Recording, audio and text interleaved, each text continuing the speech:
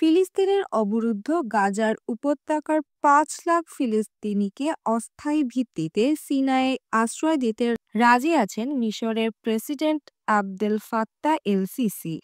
লেবাননের সংবাদ মাধ্যমের বরাতে শুক্রবার এ তথ্য জানিয়েছে ইসরায়েলি সংবাদ মাধ্যম। এই ঈদে জামা জুতো অ্যাক্সেসরিজের ডিসকাউন্ট। দখলদার ইসরায়েলের হামলায় ধ্বংসাত্মক নগরীতে পরিণত হয়েছে গাজা। গাজাকে পুনর্গঠন করতে কাজ করছে আরব বিশ্বের নেতারা।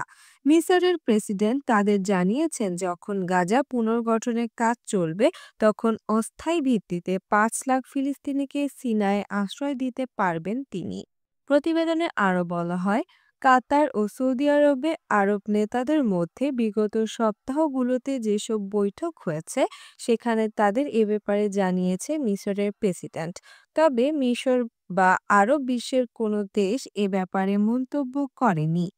গত মাসে আরব নেতারা একটি সম্মেলন করেন, সেখানে গাজাকে ৩ ধাপে পুনর্গঠনের পরিকল্পনা করা হয়, যেটি বাস্তবায়ন করতে $৫০ বিলিয়ন বেশি খরচ পড়বে।